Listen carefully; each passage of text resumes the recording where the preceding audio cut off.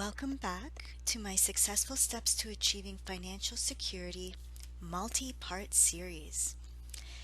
So now that you've kind of gone over the intro, today we're going to be looking at part one. And this is creating a space. Some people call it a remote workspace, maybe a home office, but it can just even be a little tiny study corner. It's something that has to be conducive for thinking and working. Okay? And there's a reason I put here an office, not a spa. Like a lot of people, okay, I myself, I'm really drawn to relaxing environments. I want things that alleviate stress and promote relaxation. And what happens, unfortunately, when you decorate like a workspace that way is you feel great, but you don't actually end up being as productive as you should be. So we're going to be looking at kind of ensuring that it's a nice ambiance and decorated properly and nicely, but the focus is on, functionality and organization and productivity. So let's get going. So when you think about this space, everyone has a home of some kind, whether it's owned or rented, and it doesn't have to be the luxury of an entire room, although that would be lovely.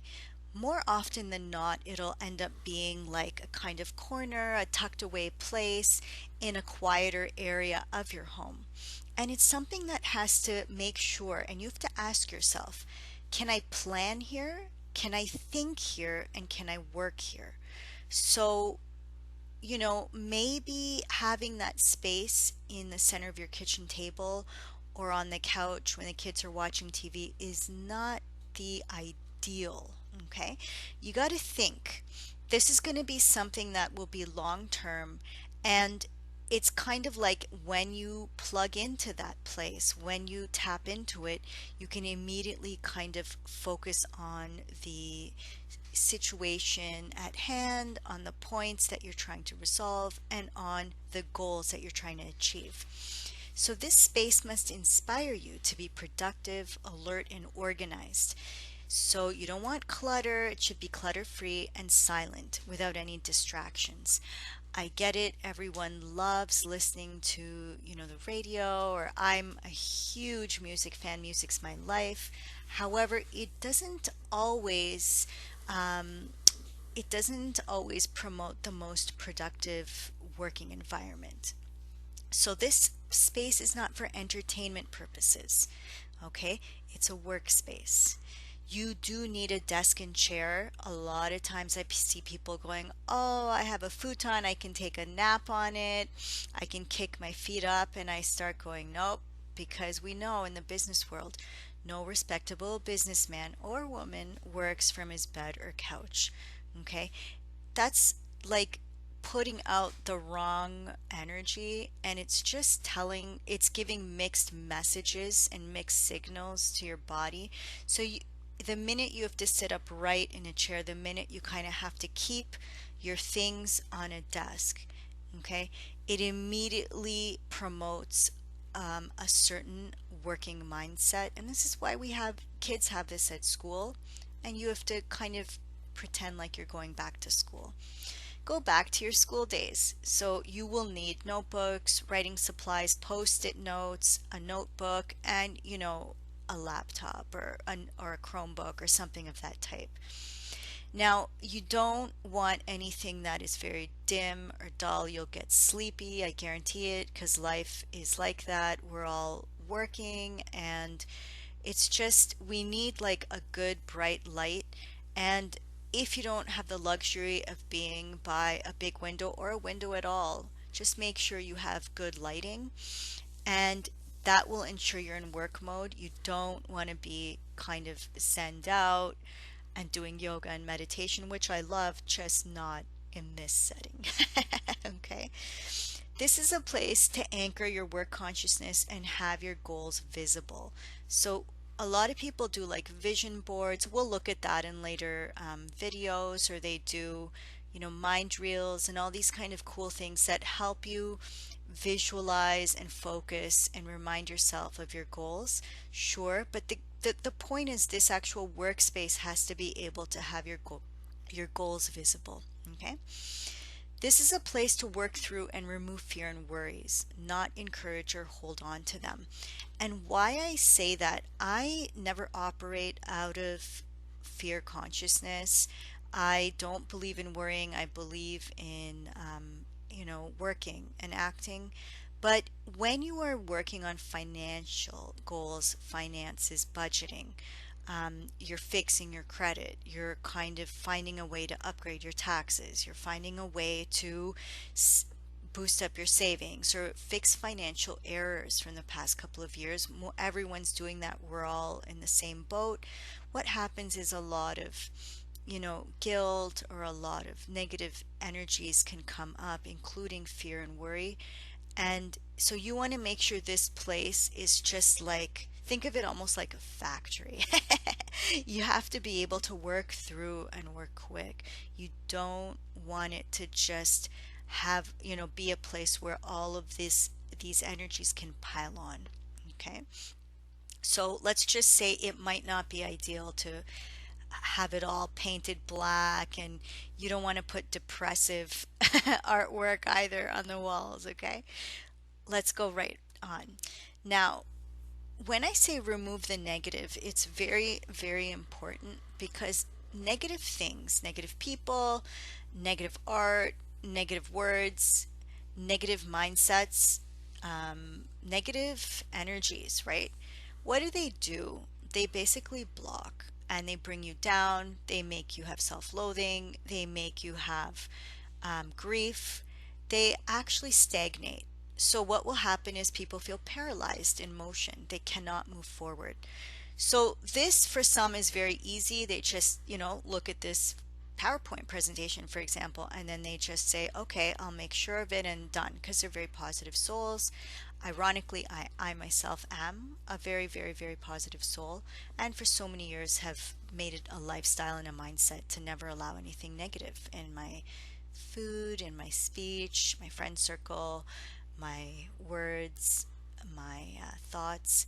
But a lot of people, they're just starting that. And I'd say, no problem. Today's as good of a day as any to get started. And when you do, this is something you have to remind yourself at the beginning and end of every work day. Okay. And for the starters, you just have to make sure all the items in the space, all the art, the pictures, everything has to just be positive and nourishing. And there is something about put care into this space, even if it means getting like a vintage desk, right? And vintage chair. And even if it means like making do with what you have, put some care into it to make sure there's no holes or stains. It doesn't look, you don't look like you're in poverty or impoverished. It doesn't look weakened. It doesn't look any less than functional. There is something about, it doesn't have to be done overnight, but we all know as we live in our homes, there is something about having a sort of balanced and steady and healthy and quality appearance, which is very, very important. Okay. Remember, when you're budgeting, budgets bring up lots of worry and fear because it has to do with a vulnerability of what if I don't have enough? Okay? And this is the whole point of this series. People are going to be learning how to break free of the living paycheck to paycheck. So what you have to do, okay, as we get started, is remember when you go to work, you can't just even if people are freelancing, you can't just do things at a la-di-da pace, as I like to call it. You have to put yourself on the clock and keep track of time. And quite often not than not, when you're doing something independently at home, that's the time then you'll start remembering your high school days. You're going to think about a crush. You're going to think about, oh my God, I have to clean out my closet and I need to go on a diet, and all these other thoughts will come up. But ultimately, you have to really make sure that there is a clock there, okay, or a watch of some kind, and you have to keep track of time. and treat each day that you dedicate to this set of tasks as though you're at work. So you have to be accountable for each hour, and this is a mindset. And remember, you alone are accountable to yourself. Okay? Your husband or your kids or your wife or your neighbor, they're all going to love you the same, whether you waste the day or you do the most of the day. But there is something about understanding the value of time if you want to grow and learn the value of money. Okay? You will achieve. Don't accept any other option. But remember, it just might take a little longer. For some, it comes quickly, for some, it takes longer, but 100%, you will achieve everything that you put your mind and your work to. Okay? Only speak, write, and think in the positive.